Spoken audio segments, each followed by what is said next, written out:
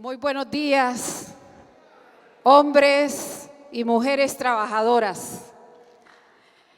Muchísimas gracias, Francisco. Muchas gracias, Carlos. Gracias a Wilmer, a María Elena y a Julio por sus palabras que representan para su servidora un compromiso. Mientras cada uno de ustedes iba interviniendo,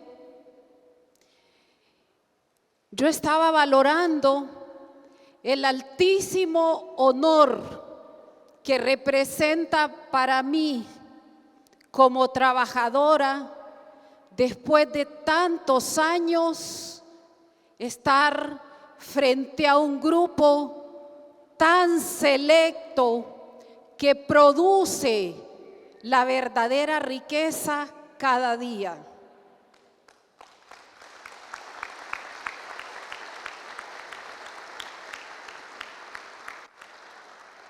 En este grupo,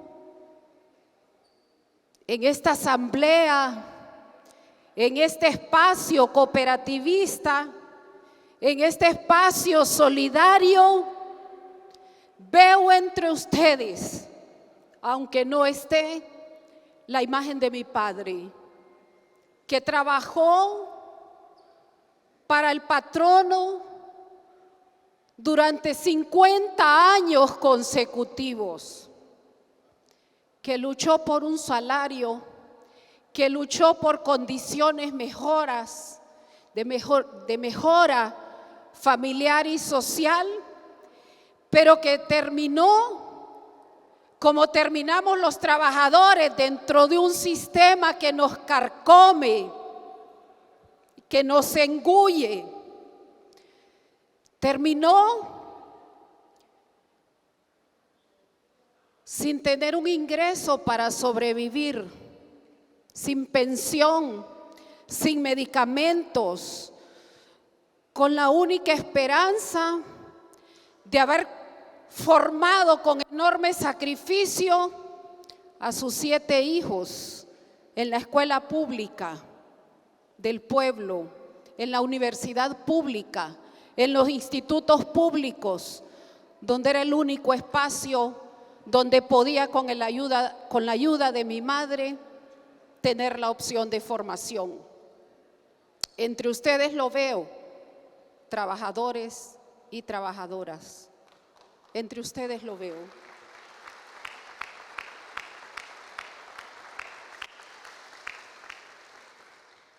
Pero entre ustedes, como miembros de la cooperativa, también me veo yo en la gran cooperativa del pueblo, en la gran cooperativa que, como dice H. Reyes, toca seguir construyendo. Nos toca continuar, compañeros, respirando lucha.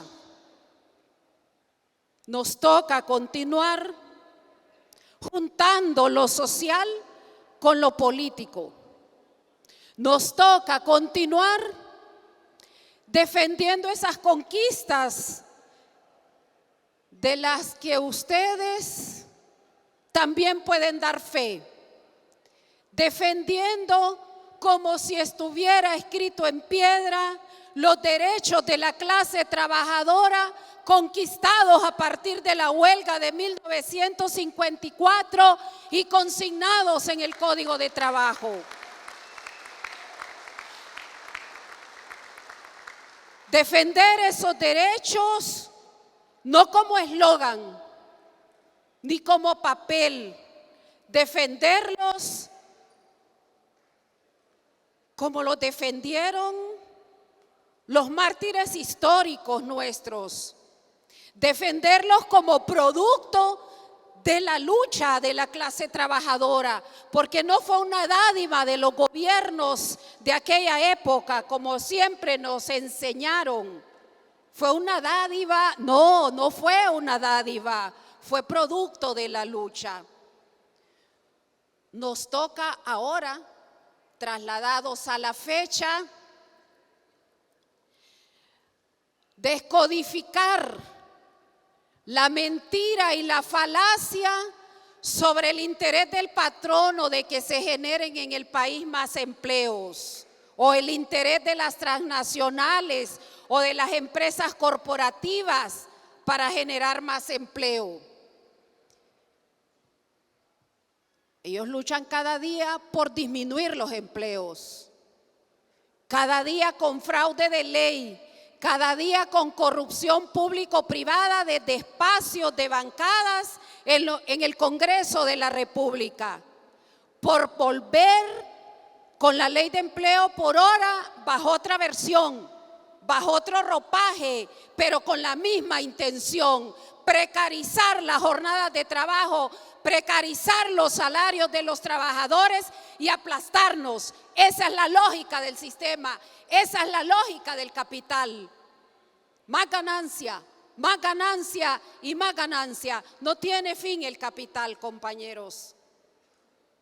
Y no lo podemos enfrentar solo desde la organización social, porque desafortunada o afortunadamente el sistema que rige el país bajo el concepto de democracia es el sistema de partidos políticos.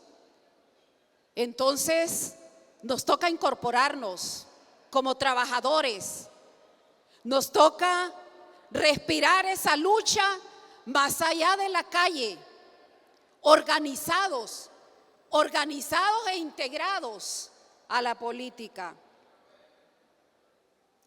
Yo escribí un par de ideas, un par de palabras, y por eso quise venirme al podio, para que no me traicionara la memoria. Y escribí un par de palabras para expresar, además del saludo, además del agradecimiento infinito por este espacio que es para mí histórico, escribí que venía a hablar a un grupo, a un conjunto, a una asamblea de trabajadores y trabajadoras frente a autoridades que han luchado por siempre por los derechos de nuestra clase, que venía a hablar a esta asamblea de la que me he nutrido durante toda mi vida. De sus voces me he nutrido. De niña, de adolescente, escuchaba por HRN y por Radio América en el pueblo, todavía sin energía, las intervenciones de H. Reyes. De adolescente, H. Reyes. Y decía en aquel momento: autorizar la introducción de ropa usada y de zapatos usados y de toda esa maquinaria y equipo desde el imperio va a reducir los empleos, va a acabar con los talabarteros, va a acabar con los zapateros, va a acabar con los sastres, va a acabar con las costureras de los pueblos, va a acabar con oportunidades de empleo y de sobrevivencia de nuestros trabajadores. Y era cierto, era cierto. Se degradaron todas las condiciones de trabajo de nuestra gente. Se acabó con el campo, con la producción y la productividad, con las tradiciones. H. Reyes hablaba todas las semanas contra el TLC y los perversos resultados que el TLC tendría y los impactos que tendría. Y yo creo que en aquel momento la desventaja es que parecía que se araba en un espacio donde no se sembraba conciencia. Yo lamento que sean tantas décadas después que hayamos sumado tanta gente para reconocer que tenía la razón cuando en los años 80 se oponía a todo ese modelo. Pero aplaudo que hoy sí estamos conscientes de eso, que sí estamos conscientes de los retos, que sí estamos conscientes que el consenso de Washington, con sus 10 medidas implementadas casi a cabalidad desde los gobiernos de los años 90 en nuestro país, ha sido y continúa siendo lesivo a los derechos y a los intereses del pueblo. El Stevies ha sido un ejemplo de organización. Y ahorita en la mesa, Carlos me decía, en la huelga, a partir de la huelga del 54, sin estar organizados, conquistamos 5 centavos de aumento para los trabajadores. Del 54 a la fecha, ¿cuánto tiempo ha transcurrido? Y la vida de los trabajadores no cambia. Se sigue luchando por centavos de aumento. Pero el capital sí tiene metodologías para avanzar. El capital sí ha creado instrumentos para avanzar. Crearon las asociaciones público-privadas para hacerse de todos los bienes nacionales de los estados, los bienes públicos que nos pertenecen a todos.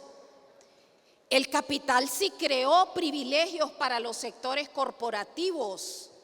El capital sí creó fideicomisos para hacerse del dinero público y privatizar en una segunda etapa, no el PANI, la ENE, Hondutel y todas las empresas públicas, sino también para privatizar el dinero y llevar el dinero público de quienes pagamos impuestos a las cajas de los bancos. Esa es la segunda etapa de todo ese proceso de privatización. Y eso fue lo que nosotros encontramos en el gobierno a la entrada en 2022. Las arcas vacías, la caja vacía, porque el dinero en todo el proceso de 12 años, 7 meses de dictadura, también había sido privatizado. El capital se reinventa cada día. Se reinventa hasta en el sector justicia. El CIADI y la justicia de los árbitros es una paralela del sector justicia, donde los estados tenemos que ir a juzgados internacionales para que los árbitros decidan sobre si se le deben pagar o no pagar a la transnacional por violarle derechos. Los trabajadores, que dure su juicio los años que quiera en la Corte de Justicia y en los juzgados laborales, pero el capital creó su propio tribunal a través del CIADI con sus propios árbitros, y empezando el gobierno nos demandaron nada menos que por 10,000 millones de dólares, reclamando que el territorio por la sede ahora le pertenece también al capital transnacional. Eso es lo que enfrentamos en esta era. También enfrentamos la deuda pública. Es negocio que el Estado exonere, que el Estado exima de impuestos, que no le ajuste su recaudación y que tenga que ir a quitar prestado a la banca nacional e internacional. Mientras el dinero de los ahorrantes recibe un dividendo de 2 y 3%, La banca se lo presta al Estado al 9, 10, 11, 12 y 13%. Y entiendo perfectamente el planteamiento del cooperativismo originario, el planteamiento de esencia. Las cooperativas surgen, se crean, se organizan, se forman para dar una opción, a la clase popular, para dar una opción a la clase trabajadora, para democratizar el acceso a los recursos en mejores condiciones. Pero así como se formaron, también se deformaron. Y yo entiendo la situación que enfrenta la Comitrafaval, especialmente frente al ente regulador. Porque ahora resulta que hay cooperativas que tienen más activos que los bancos. Ahora, y tengo datos acá, 1.252 cooperativas en todo el país. 1.252.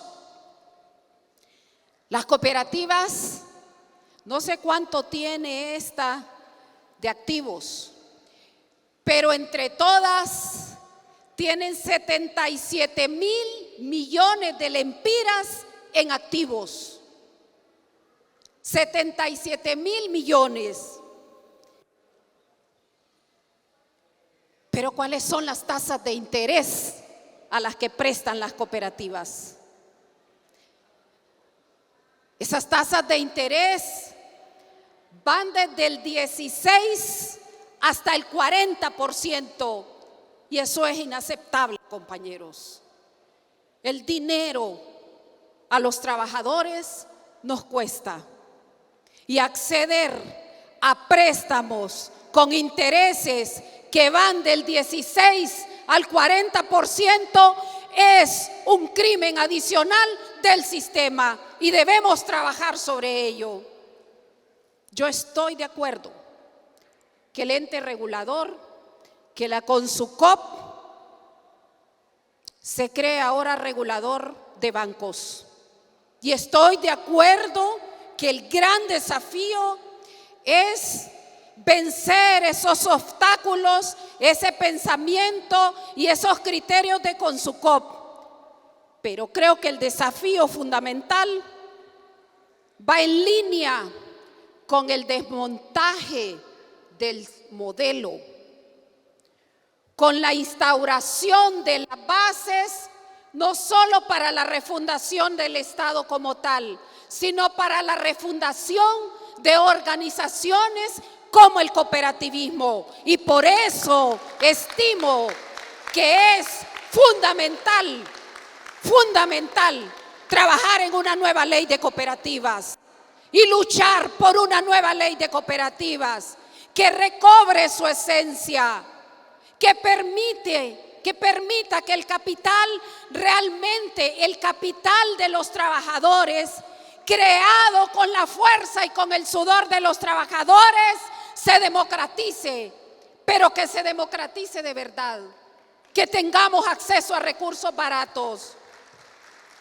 Hay gente, compañeros, que no es que no trabaja, porque a veces dicen, en Honduras hay trabajo, lo que pasa es que la gente es haragana, dice. Hay trabajo, nos ofrecen trabajo, por ejemplo, de ir a cortar café, pero ¿cuáles son los pagos que nos dan? ¿Y quién se queda con las ganancias de todo el sector del café? El comercializador, el torrefactor, el exportador. ¿Y qué pasa con el productor? Hay trabajo, dicen. No encontramos trabajadores, se quejan, porque están migrando los trabajadores. Claro, ¿cómo no van a migrar los jóvenes? ¿Quién va a querer trabajos en el campo con los salarios precarizados? ¿Quién va a querer sembrar y producir si no tiene acceso a recursos y asistencia técnica? En esa línea está el proceso de refundación del país, de poner capital al pequeño, al micro, para que se quede en su lugar, para que con su arraigo siga en su lugar produciendo, pero con una mínima asistencia. No le podemos exigir a la gente que no migre. La gente tiene derecho a la migración interna y también a la migración hacia afuera. Los cientos de miles de familias no se van porque quieren, se van porque lo necesitan. Huyen del país para buscar lo que tienen derecho, un mejor estilo de vida, una vida de bienestar con lo básico para alcanzar felicidad. ¿Qué notas escribí? El Stevies se constituyó en 1965. Ese fue el año que yo nací. No se me olvida por eso. Tengo la edad de la constitución del Stevies como organización. Creo que este sindicato estableció un horizonte de lucha más allá de la reivindicación económica. Estableció un horizonte de lucha sobre los aspectos sociales, sobre los principios y valores de la humanidad. Y toca continuar llevando ese mensaje. Toca, por eso dije antes, refundarnos en ese sentido desde la organización. Yo pienso, compañeros y compañeras, que los avances han sido importantes. Pienso que esta cooperativa, con todos ustedes, delegados, afiliados, asociados, esta cooperativa es una cooperativa en resistencia y deben continuar en resistencia. Creo que mantener su esencia, que mantenerse cerrados frente al ataque del modelo y del sistema ha sido fundamental. Yo, para finalizar,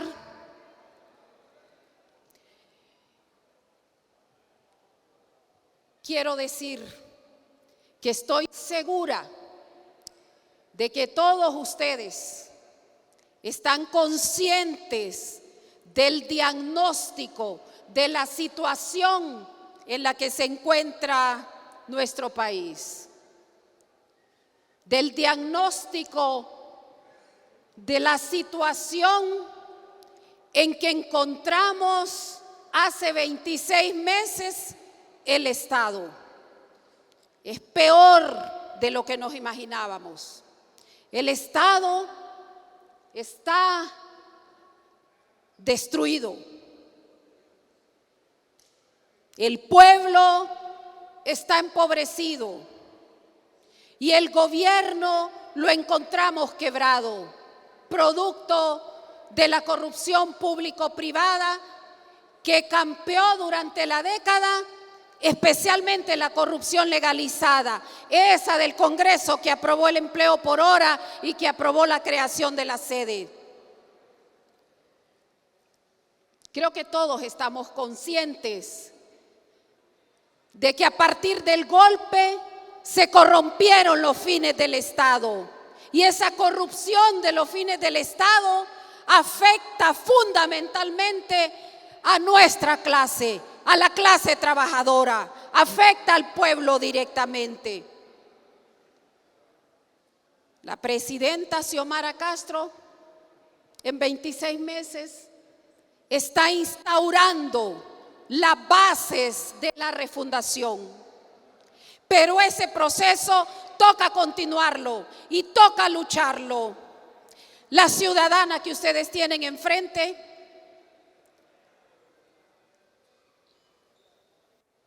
ha tomado la decisión que ha tomado de asumir esta altísima responsabilidad de forma muy consciente. De forma muy consciente. ¿Consciente por qué? ¿O consciente cómo? Porque creo que puedo pararme, que puedo ponerme de pie frente al pueblo hondureño con mi hoja de vida, con mi ejemplo, con mi espíritu de trabajo, con mi decencia, con mi moral, con mi honradez, pero sobre todo con la convicción de ser una hija legítima del pueblo hondureño.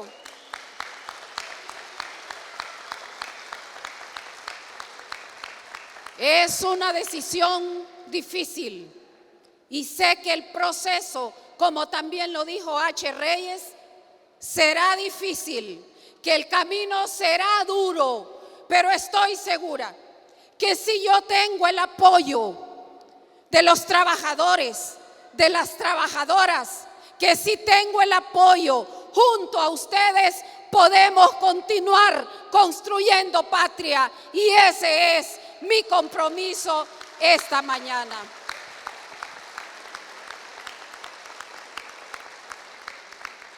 Agradezco infinitamente esta invitación.